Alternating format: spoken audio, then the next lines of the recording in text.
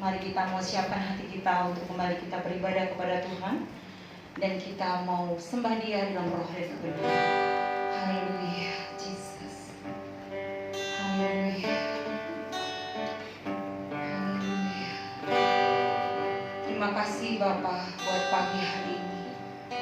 Kau memberikan kami kesehatan dan kekuatan dalam setiap diri kami masing-masing. Kami percaya semuanya itu hanya karena kasih dan kemurahan-Mu dalam hidup kami. Terima kasih Tuhan buat semua yang sudah Kau berikan kepada kami.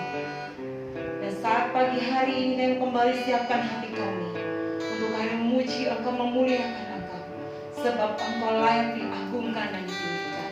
Karena kami percaya di atas puji-pujian akan ada kuasa Tuhan yang turun atas setiap hidup kami.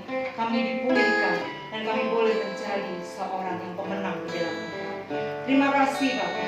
Di dalam nama Tuhan Yesus Kristus kami berdoa dan mengucap syukur. Haleluya. Amin. Bapak Ibu Saudara, mari pagi hari ini kembali kita memberikan hati kita, hidup kita yang terbaik buat Tuhan. Karena kita ada semua karena anugerah Tuhan. Apapun yang kita punyai, semuanya adalah milik Tuhan yang dipercayakan buat kehidupan kita. Haleluya. Ku ada sebagaimana ku ada, berdiri menghadap kata-Mu Bapa. Semua karena anugerah-Mu yang telah selamatkanku. Ku hidup dalam segala kelimpahan, ku layak untuk melayani Tuhan. Semua karena anugerah-Mu tercurah bagiku. Besar anugerah-Mu, berlimpah kasih-Mu. Semakin hari, semakin bertambah besar anugerah-Mu. Ku ada sebagaimana ku ada, berdiri menghadap kata-Mu Bapa. Semua karena anugerah-Mu yang telah selamatkanku. Hidup dalam segala kelimpahan saya, ku layak untuk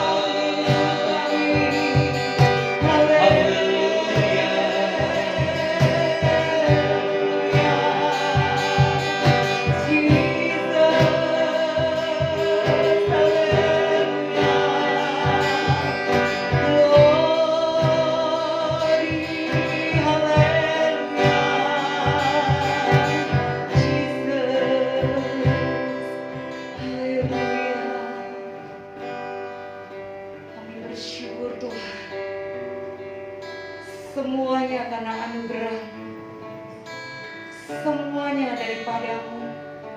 Dan kami akan kembalikan semuanya untuk kemuliaan. Haleluya, Jesus. Haleluya. Haleluya. Besar anugerah-Mu, Berlimpah kasih-Mu, berlimpah kasih. terima kasih Tuhan. Semakin hari semakin bertambah besar anugerah.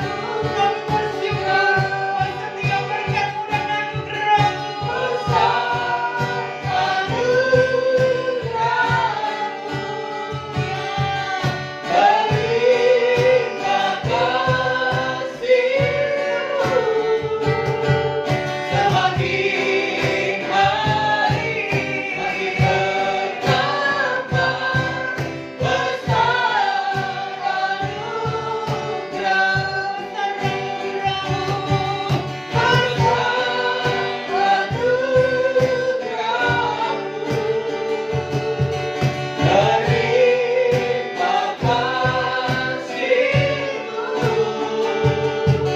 Semakin hari semakin bertambah besar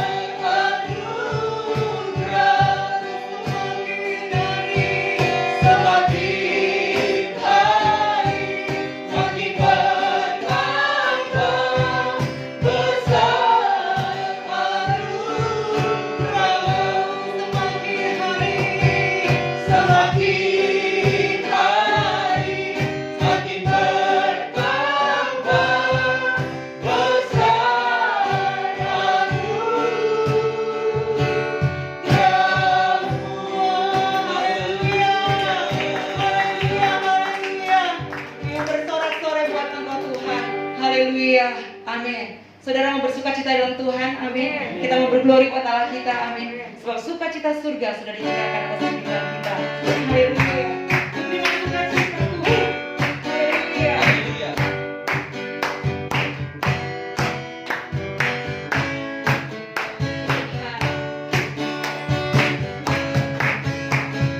Timbang sukacita surga, itulah kekuatan bagi jiwa.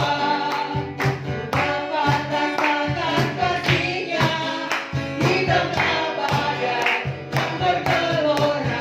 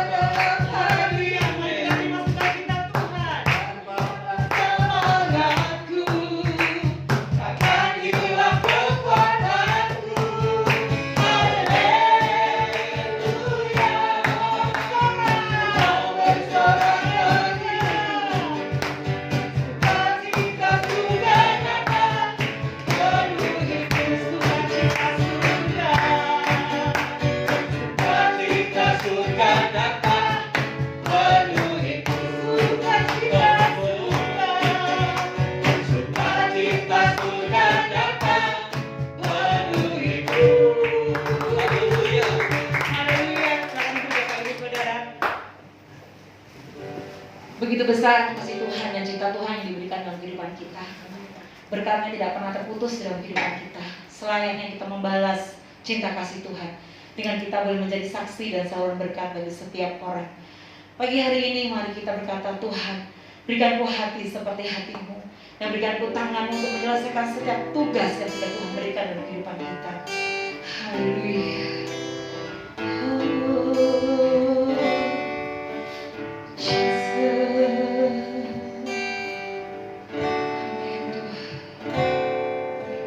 Berikanku hati seperti hatimu yang penuh dengan belas kasihan. Berikanku mata seperti matamu. Berikanku mata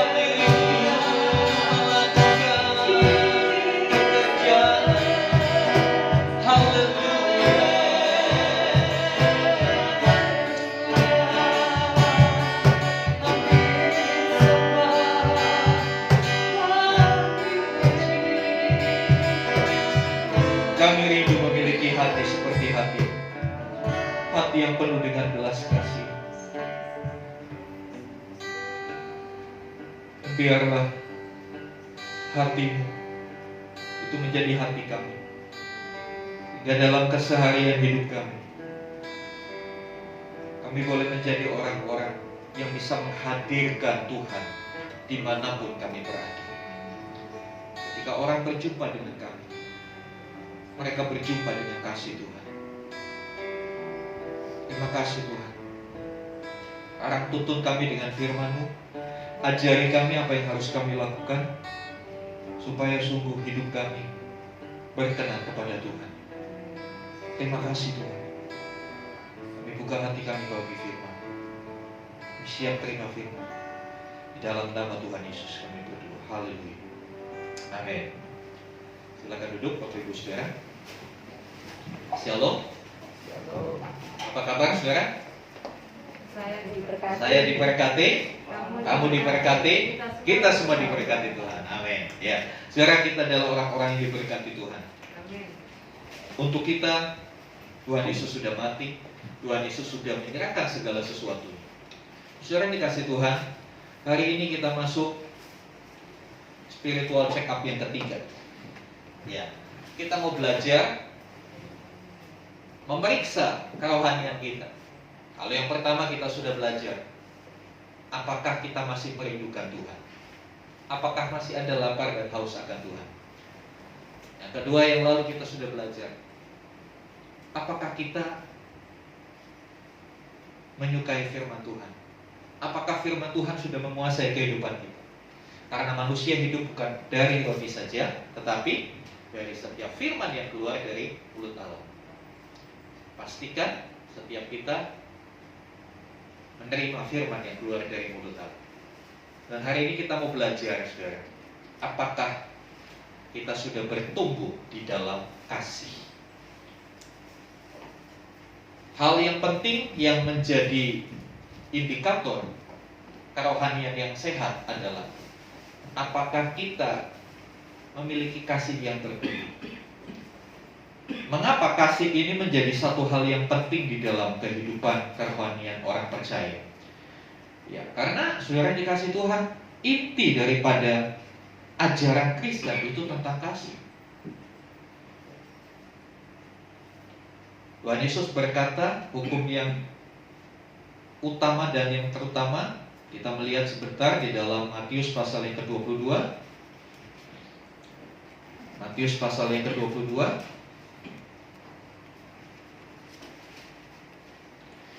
ayat yang ke-37 sampai 40. Jawab Yesus kepadanya, kasihilah Tuhan Allahmu dengan segenap hatimu dan dengan segenap jiwamu dan dengan segenap akal budimu. Itulah hukum yang terutama dan yang pertama. Dan hukum yang kedua yang sama dengan itu ialah kasihilah sesamamu manusia seperti dirimu sendiri. Pada kedua hukum inilah tergantung seluruh hukum Taurat dan kitab para nabi. Ini adalah ringkasan dari Alkitab kita. Mengasihi Tuhan, mengasihi sesama. Bicara tentang kasih adalah sesuatu yang pertama dan utama dalam kehidupan orang percaya. Oleh sebab itu kasih ini juga yang menjadi alat ukur apakah kerohanian kita sehat atau tidak. Apakah kasih kita bertumbuh sesuai dengan yang Tuhan mau. Dan yang kedua, kita menjadi orang percaya itu karena kasih Tuhan. Yohanes 3:16, karena begitu besar kasih Allah, Ia telah mengaruniakan anaknya yang tunggal, supaya setiap orang yang percaya kepadanya tidak binasa, melainkan beroleh hidup yang kekal. Kita bisa beroleh hidup yang kekal, kita bisa beroleh keselamatan bagi jiwa kita. Itu karena kasih, bukan karena kita kaya, bukan karena kita sudah sumbang gereja, bukan karena kita pintar, bukan karena kita punya koneksi orang-orang yang hebat. Kita bisa diselamatkan hanya karena Allah mengasihi kita. Amin. Oleh karena itu, kasih ini adalah satu karakter khusus, satu ciri khusus dari setiap orang Kristen. Seharusnya ketika orang berkata saya orang Kristen, saya pengikut Kristus, hidupnya bisa menunjukkan kasih yang sejati. Saudara yang dikasih Tuhan, kalau kita melihat bagaimana kasih itu, ya, mari kita lihat di dalam 1 Korintus pasal yang ke-13. 1 Korintus pasal yang ke-13 ayat 1 sampai ayat yang ke-2 terlebih dahulu saya bacakan. Kasih, sekalipun aku dapat berkata-kata dengan semua bahasa manusia dan bahasa malaikat, tetapi jika aku tidak mempunyai kasih, aku sama dengan gong yang berkumandang dan canang yang gemerincing. Sekalipun aku mempunyai karunia untuk bernubuat, dan aku mengetahui segala rahasia, dan memiliki seluruh pengetahuan, dan sekalipun aku memiliki iman yang sempurna untuk memindahkan gunung, tetapi jika aku tidak mempunyai kasih, aku sama sekali tidak berguna.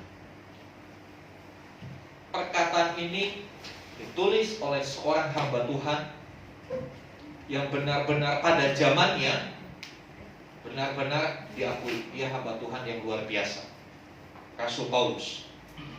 Seorang Rasul Paulus berkata, sekalipun aku bisa berbahasa, berkata-kata dengan semua bahasa, bahkan bahasa malaikat, kalau nggak punya kasih nggak ada guna. Dikatakan, kalau aku mempunyai karunia untuk bernubuat, aku mengetahui segala rahasia dan seluruh pengetahuan. Mungkin kita jago dalam menggali Alkitab, kita punya pengetahuan yang luas, wawasan kita luas. Tapi dikatakan kalau tidak punya kasih, tidak ada gunanya. Sekalipun memiliki iman yang bisa memindahkan gunung. Ada yang pernah memindahkan gunung di sini? Ada. Gunungnya gunung nasi tumpeng di gunung, pindahin ke dalam perut, gitu ya. Bukan itu maksudnya. Memindahkan gunung bukan gunungan nasi tumpeng itu, bukan. Ya. Maksud adalah satu kiasan. Kitab selalu bicara dengan banyak ungkapan dan kiasan. Itu bicara masalah gunung-gunung masalah, gunung-gunung persoalan. Mungkin kita bisa menyelesaikan persoalan-persoalan yang rumit, tantangan-tantangan yang berat berhasil kita selesaikan. Tapi dikatakan kalau tidak punya kasih, tidak ada gunanya. Jadi jelas kasih ini sesuatu yang sangat penting. Bahkan kita lihat ayat yang ke-13 dari 1 Korintus ini. 1 Korintus 13 ayat 13 di sana dikatakan demikianlah tinggal ketiga hal ini, iman, pengharapan dan kasih. Ya, kehidupan Kristen ada 3 elemen di dalamnya, iman, pengharapan dan kasih. Iman, tetapkah kita memiliki iman di tengah masa pandemi ini? Tetapkah kita percaya bahwa Yesus adalah juru selamat kita? Ketika kita ada di dalam kondisi yang serba tidak mungkin. Kemudian pengharapan, masihkah kita memiliki pengharapan akan kehidupan kekal? Dan yang ketiga kasih.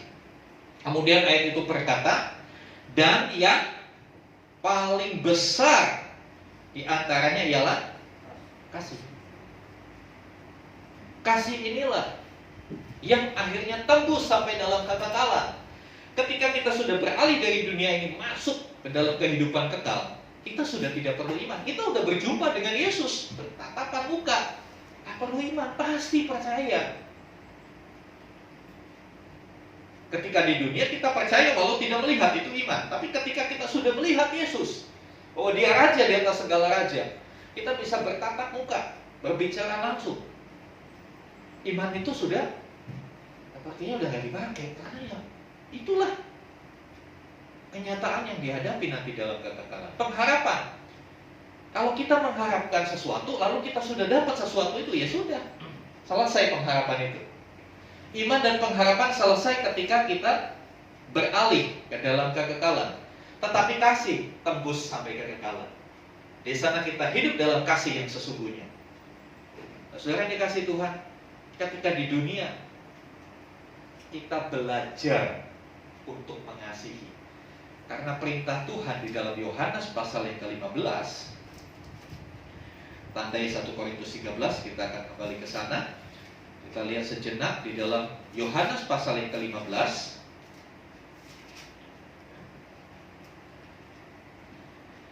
ayat yang ke-12. Yohanes 15 ayat 12. Inilah perintahku, yaitu supaya kamu saling mengasihi. Bagaimana caranya kita mengasihi? Tuhan kasih contoh, seperti aku telah mengasihi kamu. Jadi Tuhan itu luar biasa, Dia kasih soal tapi kasih kunci jawaban. Di sini yang masih sekolah, yang masih kuliah, kemarin baru UTS, ulangan tengah semester, dikasih soal apa jawabannya enggak? Enggak, kasih soalnya aja. Betul nggak? Dikasih soalnya aja. Tapi Tuhan, Dia kasih perintah, tetapi Dia kasih contohnya. Iya kan? Dan kalau saya lihat anak-anak kalau kerjakan soal matematika, soal cerita, ada kalau gurunya kasih contoh soal, contoh menyelesaikannya caranya begini. Ini Tuhan juga luar biasa. Dia kasih perintah, hendaklah kamu saling mengasihi. Mungkin kita bertanya, mengasihi yang seperti apa sih? Bagaimana mengasihi itu? Apakah semua uang kita kasih? Ya kan? Tuhan kasih contoh. Apa? Seperti seperti guru ngajar di sekolah. Nih, ini begini. Nah, caranya seperti ini. Nah, begini. Seperti apa? Seperti aku telah mengasihi kamu. Yesus sudah kasih contoh. Kata telah itu menunjukkan sesuatu yang sudah dilakukan. Yesus telah mengasihi kita, amin. Saya percaya kita ada di tempat ini karena kita sudah merasakan kasih Tuhan. Dalam banyak bidang kehidupan kita sudah merasakan kasih Tuhan. Dan seperti itulah kita diminta untuk belajar melakukan. Sehingga apa yang Yesus lakukan kita lakukan. Saudara yang kasih Tuhan, mengasihi seperti Tuhan Yesus mengasihi. Bagaimana sih Tuhan Yesus mengasihi? Tuhan Yesus mati buat siapa? Buat saya? Buat orang yang jahat? Tuhan Yesus mati buat semua orang. Seperti itulah kasih. Dia tidak membeda-bedakan. Dia mengasihi semua.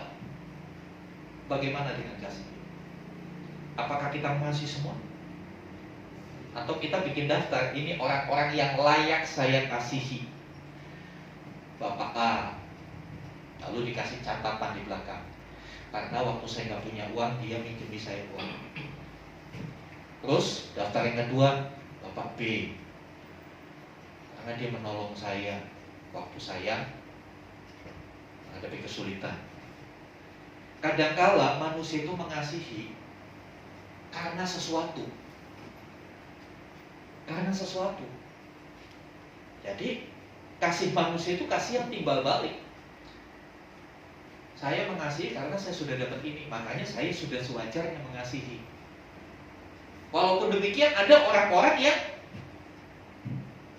untuk mengasihi seperti itu aja nggak bisa. Ada orang-orang yang tidak tahu berterima kasih. Kan seperti itu. Kita jumpai dalam keseharian kita hal-hal seperti itu. Tapi ketika kita kembali melihat contoh yang Tuhan Yesus katakan, Dia bilang seperti aku mengasihi kamu. Bagaimana Tuhan mengasihi kita?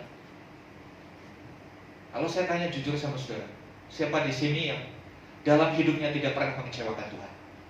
Boleh katakan. Saya percaya nggak ada yang berani mengatakan. Saya pun tidak. Sepanjang hidup saya menyadari, saya mengakui, saya pernah mengecewakan Tuhan. Tapi apakah Tuhan berhenti mengasihi saya? Apakah Tuhan berhenti mengasihi kita ketika kita tidak mengecewakan, ketika kita mengecewakan Dia, ketika kita hidup tidak sesuai dengan kehendak-Nya? Tidak. Tuhan terus mengasihi kita. Nah, seperti itu yang Tuhan contohkan bagaimana kita harus mengasihi. Bukan kasih yang timbal balik. Saya pakai istilah, mari kita mengasihi dengan kasih jika, bukan dengan kasih jika. Jika dia baik, maka saya baik. Jika dia senyum, saya pun senyum. Jika dia nyapa, saya akan membalas sapaannya. Tapi kalau dia nggak nyapa, cuek aja, ngapain? Kadang-kadang kan dunia seperti itu. Kalau dia menolong saya tolong. Tapi kalau dia nggak nolong saya, apalagi merugikan, oh nggak bisa, sorry. Siapa lu? Kadang-kadang kan seperti itu bahasanya orang dunia. Tapi pernahkah Tuhan Yesus bilang begitu? Ketika kita dalam kesesatan kita berdoa, pernahkah Tuhan Yesus menjawab, siapa lu, gereja aja males? Nah, Tuhan gak pernah bilang begitu. Nah, seperti ini yang kita harus contoh. Seringkali kita nyanyi, ku mau seperti-Mu Yesus. Mau seperti Yesus. Seperti Yesus dalam hal apa dulu? Kadang-kala orang mau jadi seperti Yesus, lihat popularitasnya Yesus. Kadang-kala orang mau seperti Yesus, lihat kuasanya, bagaimana dia ubah air jadi anggur. Bagaimana dengan 5 roti 2 ikan dia kasih makan 5.000 orang. Oh, kalau saya punya karunia begitu, kalau saya nikahin anak gak pusing, gak usah pesan catering banyak-banyak, cukup 5 porsi aja. Nanti bisa buat 5.000 orang. Tak untuk, apalagi kondisi ekonomi begini. Udah cukup 5 porsi, kita doain, kita bagi-bagi, langsung cukup. Kadang-kala orang berpikir seperti Yesus untuk hal-hal yang spektakuler seperti itu. Kadang-kala kita lupa seperti Yesus juga dalam hal mengasihi. Bagaimana dia mengasihi? Dengan kasih yang walaupun, ya kan? Kasih dunia, kasih jika kamu mengasihi maka saya begini, kasih timbal balik. Tapi kasih Kristus itu kasih yang walaupun kita berulang kali mengecewakan dia, walaupun berulang kali kita menyimpang dari jalan kebenaran, dia tetap mengasihi. Dan ini contoh yang Tuhan berikan. Ini contoh yang Tuhan berikan. Kita harus mengerjakan seperti contoh. Kita harus mengerjakan seperti contoh yang diberikan. Kasih yang di dunia itu seringkali kasih yang memandang. Kadangkala ya, kita berbuat baik, kita mempraktekkan kasih. Kita lihat dulu ini orang siapa. Kasih yang pilih-pilih. Kita menghormati seseorang, kita pilih-pilih. Untuk orang yang punya kedudukan tinggi, untuk orang yang punya status sosial tinggi, status ekonomi tinggi, kita tunduk. Tapi bagaimana dengan orang-orang yang tidak memiliki apa-apa? Apakah kita memperlakukan sama? Tuhan Yesus memperlakukan sama. Dalam pelayanannya dia berjumpa dengan banyak orang kaya. Tapi dalam pelayanannya juga dia banyak menjumpai orang-orang yang tidak punya apa-apa. Tapi sikapnya sama. Inilah keteladanan Kristus. Inilah contoh yang diberikan kepada kita. Kadang-kala kita mengasihi, tapi sebetulnya itu tidak sedang mengasihi. Kadang-kala manusia mengasihi karena sebetulnya dia lagi mengasihi dirinya. Seperti istilah saya itu kasih pancingan. Kasih pancingan itu ya saya mengasihi dia.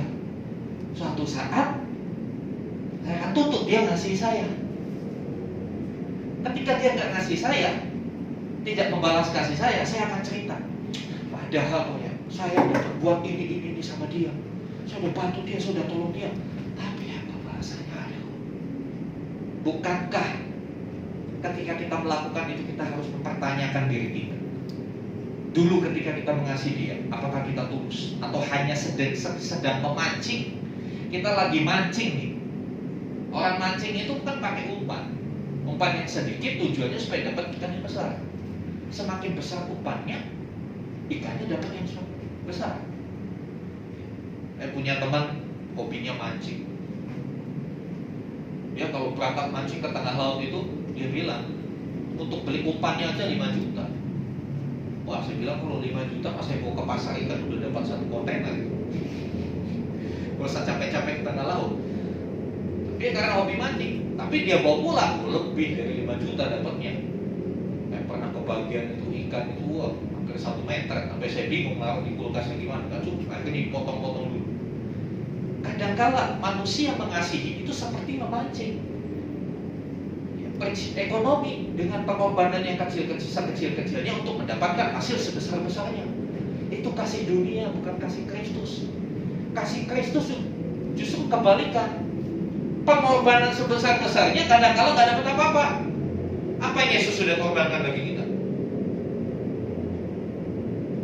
Nyawa. Nyawanya dia korbankan bagi kita. Seluruh waktu hidupnya Bahkan Alkitab berkata sampai dia kadangkala kelelahan, kadangkala dia lapar. Untuk apa? Untuk melayani.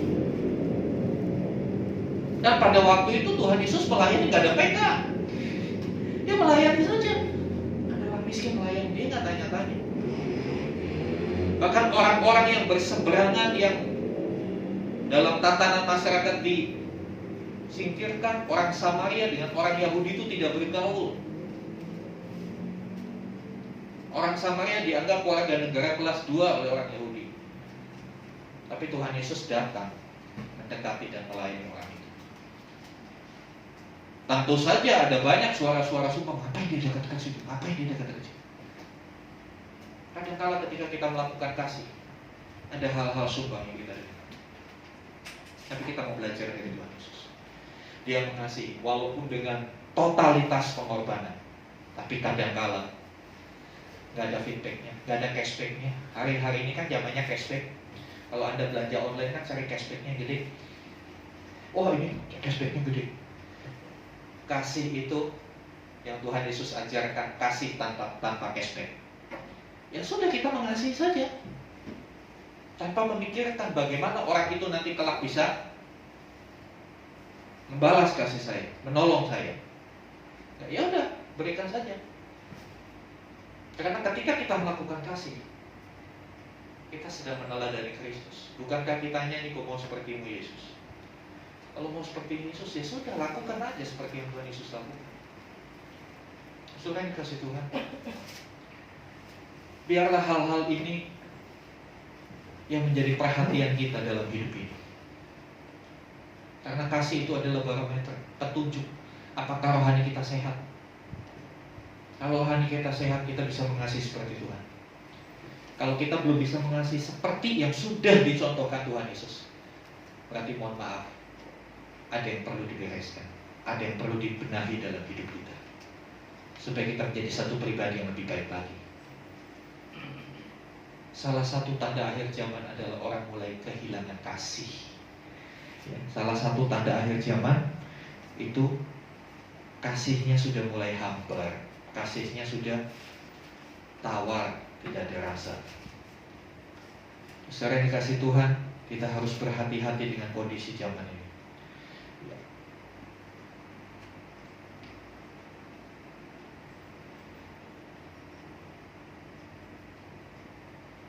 Kita lihat dalam 2 Timotius 3. Ini kondisi akhir zaman. 2 Timotius 3 ayat 1 dan 2. Ketahuilah pada hari-hari terakhir akan datang masa yang sukar, manusia akan mencintai dirinya sendiri. Jadi dia mencintai diri sendiri. Ini adalah lawan mengasihi. Mengasihi itu sifatnya dari kita keluar, bukan dari luar ke kita. Tapi kalau mencintai diri, itu dari luar untuk kepentingan kita. Jadi kebalikan, keadaan akhir zaman itu berbalik semua. Yang Tuhan Yesus kita dari kita keluar memberikan kasih. Kita tidak. Tapi akhir zaman, apa yang terjadi? Manusia mencintai dirinya sendiri. Dia coba ambil dari luar, masukkan ke dirinya. Supaya dirinya puas, supaya dirinya nyaman, dan dikatakan dan menjadi hamba uang. Mereka akan membual dan menyombongkan diri, mereka akan menjadi pemfitnah, mereka akan berontak, dan lain sebagainya. Mari kita cek kondisi kerohanian kita dengan merenungkan bagaimana saya melakukan kasih. Apakah masih ada kasih?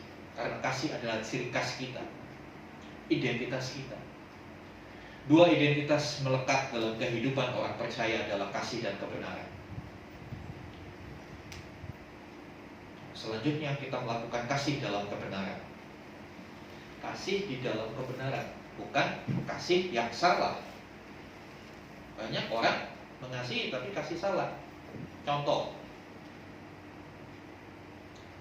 anak-anak sekolah kalau lagi ulangan, temannya minta contekan dan khotbah tentang kasih, ya sudahlah kasih saja. Itu kasih yang salah, bukan kasih dalam kebenaran. Kalau mau mengasihi orang yang nggak bisa, ya Ya, sebelum ulangan kita ngajarin dia kan begitu. Bukan lagi ulangan, kasih soal, kasih jawabannya. Itu kasih tapi kasih yang salah. Dalam kehidupan kita juga seperti itu. Kasih itu tidak identik memberi sesuatu yang sifatnya materi, tapi memberikan bimbingan, memberikan pengarahan itu juga kasih.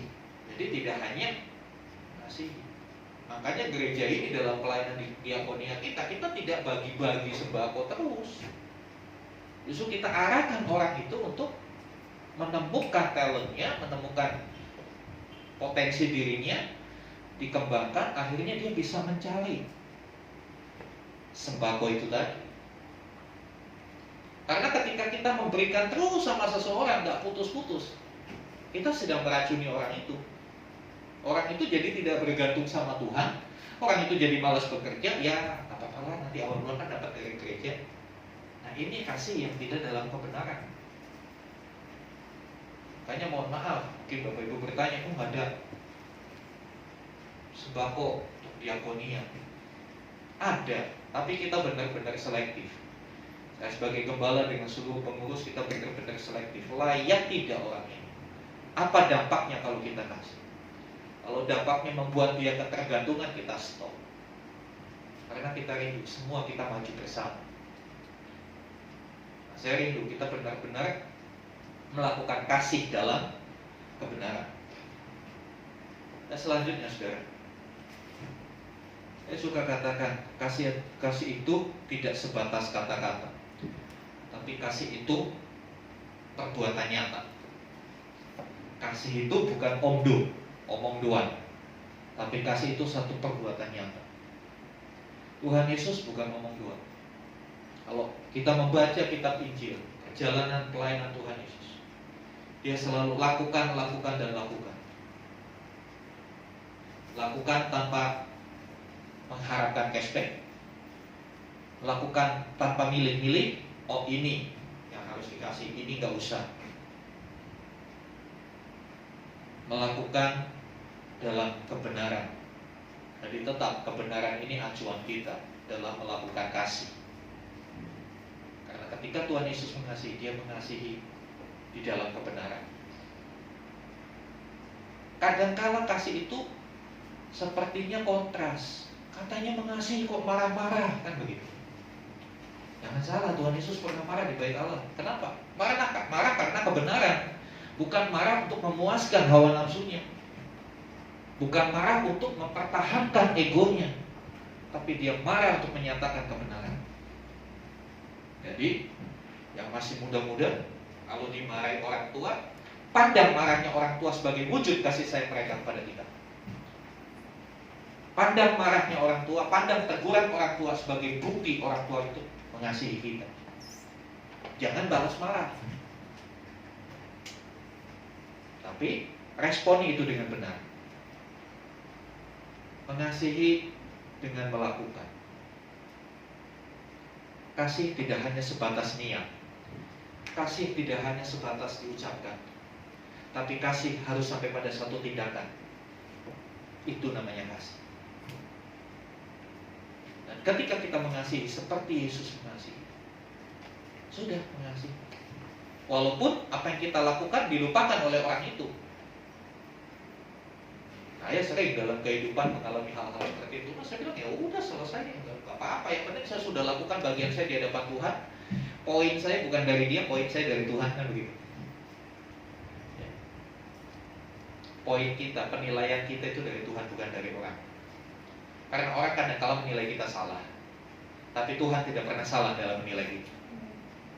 Ketika di penilaian Tuhan didapati kita kurang, maka dia akan tegur kita. Dia akan ingatkan kita. Itulah kasih Kristus buat kita. Kasih yang benar-benar layak untuk diteladani. Bukan hanya layak untuk dikagumi, tapi kasih itu juga layak diceritakan kepada semua orang. Sekarang, kepada siapa kita harus mengasihi? Siapa yang menjadi objek kasih kita? Pertama-tama jelas, kasihilah saudara-saudara seiman. Ya. Baru setelah itu kasih kepada semua Jangan orang yang tidak seiman dengan kita dikasihi, saudara-saudara sendiri tidak dikasihi. Atau saya banyak melihat orang-orang hari-hari ini kan banyak sense of sociality itu, sense of sosial masyarakat di tengah pandemi ini meningkat. Orang bantu ini, bantu itu, bantu itu. Saking asiknya bantu sana sini, lupa uang sekolah anaknya gak dibayar, uangnya habis buat bantu sana sini. Nah ini juga gak boleh terjadi seperti itu. Kalau orang lain dibantu, yang di dalam juga harus kita perhatikan. Mengasihi itu bukan berarti jor-joran dengan yang di luar, tapi ada imbangannya, berimbang. Yang di dalam dulu dipenuhi, baru keluar. Jadi supaya seimbang, tidak peran sebelah. Tuhan Yesus mengasihi orang Yahudi, ya dia mengasihi orang Yahudi. Dia mengasihi murid-muridnya, dia mengasihi murid-muridnya. Ibu mertuanya Petrus sakit, dia sembuhkan. Dengar cerita itu? Kalau belum PR, cari di Alkitab. Di mana Tuhan Yesus menyembuhkan ibu mertua Petrus. Terus muridnya, ibu mertuanya sakit, dia sembuhkan. Bukan di bawah, sorry Petrus, aku lagi sibuk melayani orang banyak ini. Dia datang, dia sembuhkan. Orang yang dia tidak kenal, dia sembuhkan. Dia tolong. Dia berkati. Kelompok terdekat dengan dia, komunitasnya dia juga menolong. Nah inilah kasih. Kasih itu dinyatakan kepada semua dengan seimbang, bukan dengan berat sebelah. Kita kembali di dalam Korintus. Ada satu yang menarik di dalam 1 Korintus.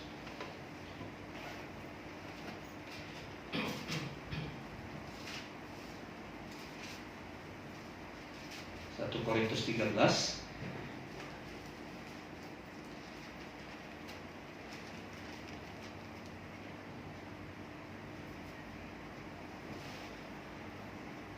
ayat 3.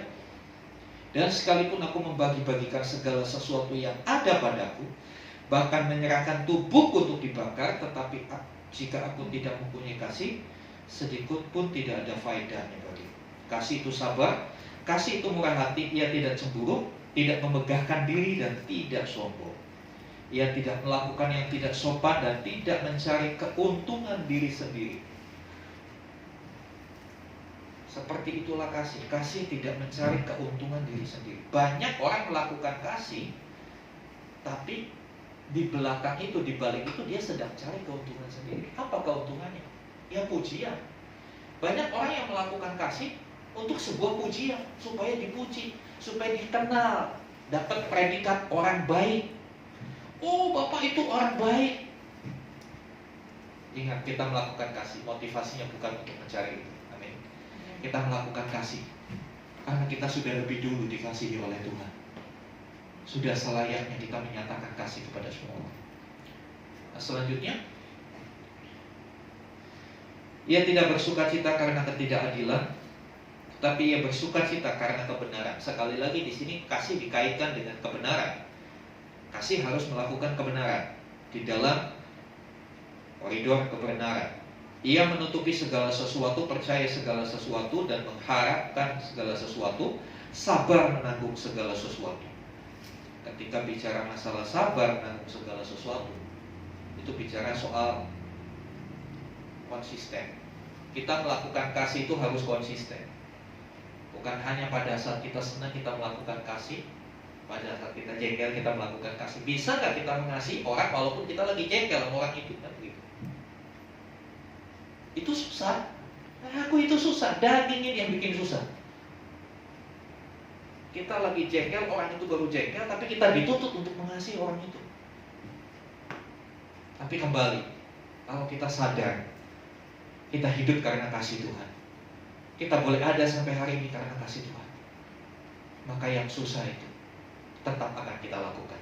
Susah itu bukan berarti tidak bisa, ya kan? Aduh ini susah, bukan berarti tidak bisa. Bisa, walaupun kita perlu pengorbanan, perlu usaha yang lebih keras lagi, perlu ketekunan yang lebih lagi. Seperti seorang anak kerjakan matematika. Hari ini kadang-kala matematika itu jadi pelajaran yang paling menakutkan. Selain tentunya bahasa daerah. Matematika susah. Tapi apakah itu nggak bisa? Pasti bisa. Tapi perlu. Mungkin kalau soal-soal yang gampang 5 menit selesai. Tapi kalau untuk yang soal yang susah mungkin bisa 5 jam. Tapi toh akhirnya selesai juga. Demikian kita melakukan kasih. Walaupun susah, kalau kita mau berusaha, berjuang tentunya dengan bantuan kekuatan dari Roh Kudus, itu bisa. Saudara yang kasih Tuhan, ketika kita bicara masalah kasih, ini luas sekali. Mungkin kalau saya mau sampaikan tentang kasih, 1 tahun nggak akan selesai. Begitu luas. Kita tidak akan pernah selesai untuk 1 mata kuliah ini. Ini mata kuliah kasih ini benar-benar seumur hidup kita. Kita dituntut belajar praktek. Saudara dikasih Tuhan, bagaimana supaya kasih kita bertumbuh? Yang pertama, supaya kasih kita makin bertumbuh, ya melekatlah kepada pemilik kasih itu, sumber kasih itu sendiri. Melekatlah kepada yang punya kasih sejati. Melekatlah kepada Yesus, Sang Kasih itu. Ketika hidup kita melekat dengan Kristus, kita bisa lihat, oh begini ya dia mengasihi saya. Dia kasih contoh. Kemudian yang kedua, supaya kita bisa bertumbuh dalam kasih, hiduplah dalam komunitas kasih. Komunitas orang-orang yang juga memiliki kasih. Sehingga kita bisa terbangkitkan, kita termotivasi, kita terinspirasi. Oh, dia melakukan gitu, berarti saya juga harus melakukan seperti itu. Dan selanjutnya, untuk kasih kita bertumbuh, jangan pernah menunda untuk melakukan kasih. Jangan pernah menunda untuk mengasihi. Tuhan pasti akan kasih kesempatan untuk kita melakukan kasih. Tapi kadang-kala kita menunda. Kita bilang nanti saja. Kita bilang, aduh, buat saya sendiri kurang. Aduh, gimana ya? Terlalu banyak bagaimana kadang-kala kita. Sehingga tertunda. Sesuatu yang tertunda itu akan makin berat untuk dilakukan. Contoh, hal yang gampang. Kalau Bapak Ibu punya cicilan motor atau cicilan mobil, 1 kali saudara tunda, berikutnya bayarnya double, lebih berat kan? Lebih berat. Demikian juga dalam hal melakukan firman Tuhan. Setiap kali kita memutuskan untuk menunda, nanti melakukan laginya itu lebih berat, bukan lebih ringan. Jadi setiap kali Tuhan kasih kesempatan untuk melakukan kasih, sekali lagi kepada siapapun objek kasih, lakukan segera. Karena saya percaya Roh Kudus akan memberikan kekuatan pada kita. Ini yang terakhir, untuk bisa menumbuhkan kasih kita. Jangan pernah menyesali apa yang sudah kita lakukan bagi orang. Jangan pernah menyesali. Tuhan tidak pernah menyesal dia mati bagi kita. Walaupun kadang-kala dia menjumpai kita mengecewakan dia. Apakah Tuhan Yesus sudah, aduh aku nyesal, aku udah mati disalib. Ini orang satu ini menyimpang terus dan mulut. Tuhan gak pernah lupa. Karena kasih itu panjang sabar. Jangan pernah menyesal untuk apa yang kita sudah lakukan buat orang di dalam kebenaran. Kadang-kala itu sifat manusia kita nunggu cashbacknya, nunggu baliknya apa, nunggu ucapan terima kasih apa. Kalau dia nggak berterima kasih, aduh, nyesel gue udah bantu dia ya, aduh, padahal udah keluar banyak loh, udah gitu nama baik saya dipertaruhkan lagi buat dia, tapi sekarang dia begitu. Dunia seperti itu kan? Ingat, Tuhan bilang jangan jadi serupa dengan dunia. Amin. Kita adalah orang-orang yang mau tampil beda di tengah kata yang jahat. Amin.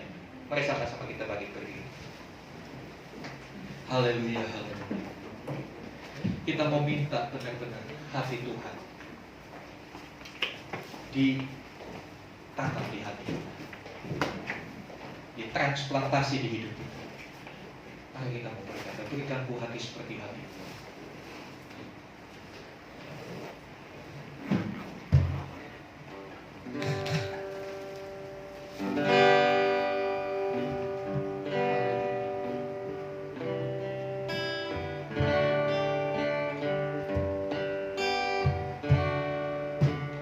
Berikanku hati seperti hatimu yang penuh dengan belas kasihan.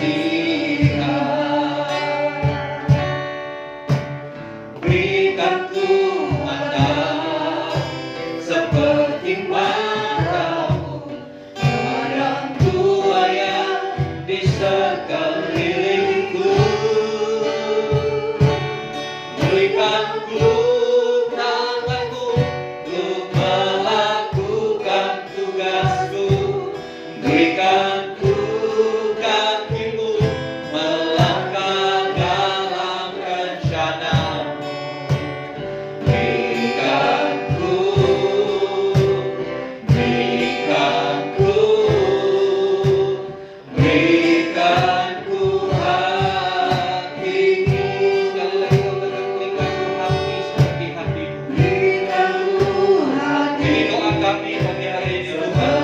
mendekatimu, penuh dengan belas kasihan. Berikan Tuhan seperti matamu memandang Tuhan yang bisa kelilingku. Berikan ku tanganku untuk melakukan tugasku. Berikan ku kakiku melangkah dalam rencanamu. Berikan ku hati. Berikan ku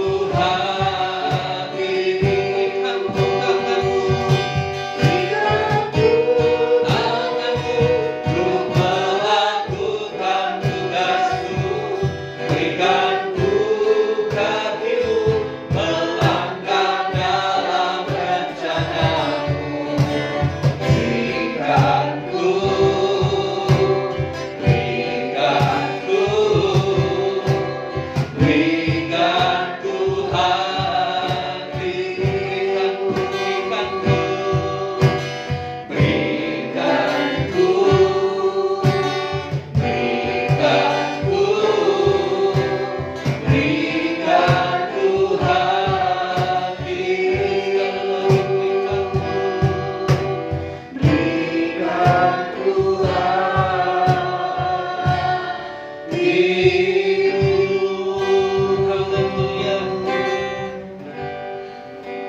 Ini doa dan kerinduan kami ya Bapa.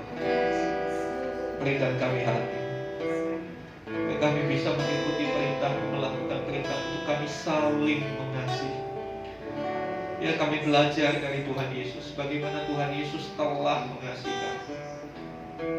Sehingga kasih kami adalah kasih tanpa menunggu balas. Walaupun orang itu melupakan apa yang sudah kami lakukan, kami tetap mengasihi. Dan kami melakukan kasih di dalam kebenaran. Kami melakukannya tanpa menunda-nunda. Kami melakukannya dengan konsisten. Seperti sampai hari ini Tuhan Yesus masih terus mengasihi kami. Biarlah kami juga terus mengasihi saudara-saudara. Roh Kudus beri kami kekuatan untuk kami melakukan kebenaran firman. Tanpa kekuatan ini seringkali gagal. Ini seringkali melakukannya dengan cara kami sendiri. Tapi biar pagi hari ini pengurapan-Mu turun atas setiap kami, memampukan kami melakukan seperti yang Kau mau. Terima kasih Tuhan. Tanamkan meteraikan firman-Mu dalam kehidupan setiap kami. Jadikan ini bagian ingat-ingatan yang terus kami ingat, kami lakukan. Puji nama-Mu Tuhan. Di dalam nama Yesus kami berdoa. Haleluya. Amin. Silakan duduk, Bapak Ibu.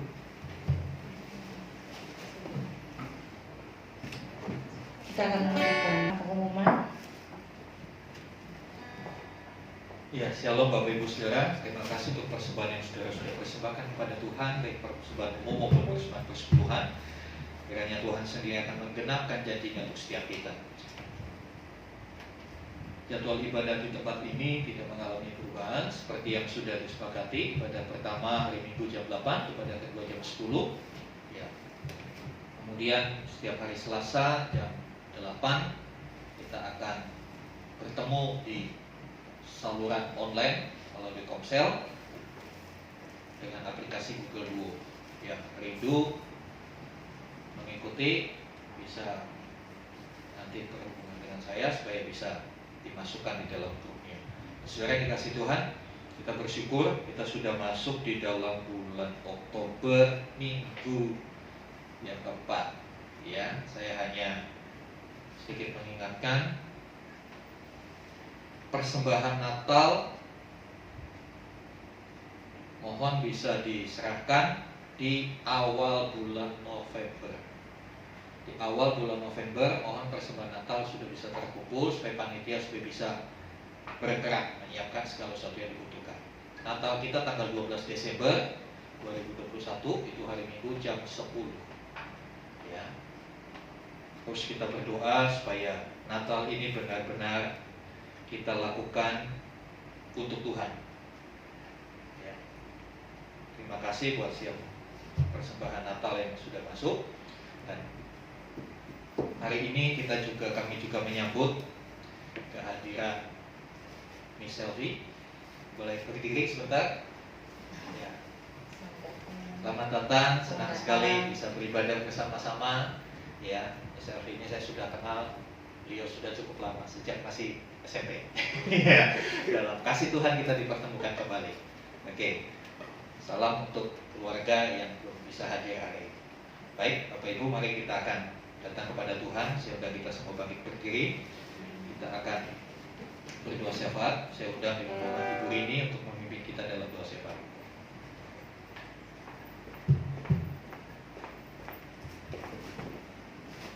Bapak Ibu yang dikasihi Tuhan, mari kita bersatu dalam doa. Bapa di dalam surga, Bapa yang maha baik, Bapa yang penuh kasih, kami mengucap syukur Tuhan atas minggu hari ini Tuhan Yesus. Kalau Tuhan telah mengajarkan kami tentang kasih Tuhan, biarlah setiap kami pada minggu ini boleh mengaplikasikan kasih itu Tuhan Yesus. Seperti Tuhan telah mengasihi kami terlebih dulu, demikian kami belajar untuk mengasihi sesama kami, terlebih saudara seiman kami. Terima kasih Bapa, mengucap syukur buat Bapak Obaja Karyadi Tuhan Yesus. Kami percaya Tuhan, Engkau memberkati, memberikan hikmat-Mu lebih lagi untuk Bapak Irawan Tuhan. Terima kasih untuk gembala yang Tuhan berikan bagi kami. Engkau memberkati dalam setiap aspek kehidupannya. Tuhan Yesus, biarlah Tuhan kami bersatu hati berdoa buat bangsa dan negara yang kami kasihi, Indonesia ini Tuhan. Kami percaya bahwa bangsa Indonesia dalam genggaman tangan-Mu Tuhan. Bangsa Indonesia bagi kemuliaan-Mu Tuhan. Mengucap syukur untuk pemimpin tertinggi kami, Bapak Jokowi. Engkau memberkati presiden kami Tuhan. Berikan hikmat-Mu dalam memimpin kami semua Tuhan. Berdoa buat setiap stafnya Tuhan, kementerian, Engkau memberkati Tuhan. Memberkati juga untuk angkatan laut, udara, bahkan kepolisian, angkatan darat, sampai security yang terendah sekalipun Engkau memberkati. Kami percaya Tuhan, melalui bangsa kami, nama-Mu boleh dipermuliakan. Kami mohon dengan penuh kerendahan hati Tuhan, biarlah Tuhan jauhkan bangsa dan negara kami dari pandemi gelombang ketiga Tuhan. Karena kami percaya Engkau mengasihi bangsa kami, memberkati setiap warga Indonesia Tuhan, untuk taat akan pemimpin kami. Terima kasih Bapa, berdoa buat lingkungan kami Tuhan, mengucap syukur untuk RT RW tempat ini, bahkan tetangga kami kanan kiri belakang Tuhan, yang boleh menerima kami dengan baik. Biarlah dengan keberadaan kami di tempat ini, mereka semua mendapat berkat yang daripada-Mu Tuhan. Terima kasih Tuhan, mengucap syukur juga untuk jemaat-Mu yang saat ini sudah hadir beribadah. Tuhan memberkati Tuhan. Tuhan tolong dalam kehidupannya, dalam pekerjaannya, dalam keluarganya Tuhan. Terima kasih Bapa, kami berdoa Tuhan untuk jemaat-jemaat kami yang mungkin dalam keadaan sakit. Biarlah Tuhan sembuhkan Tuhan. Engkau memberkati sehingga minggu depan boleh berkumpul dengan kami untuk memuliakan nama-Mu. Bagi yang merasa agak malas Tuhan, biarlah Tuhan oleh kuasa-Mu Tuhan beri semangat kembali Tuhan. Apapun keadaan kami tetap datang di hadapan-Mu Tuhan. Memberkati juga untuk ibadah yang kedua Tuhan. Kami percaya campur tangan Tuhan tetap untuk gereja kami. Terima kasih Tuhan, sebentar kami akan pulang.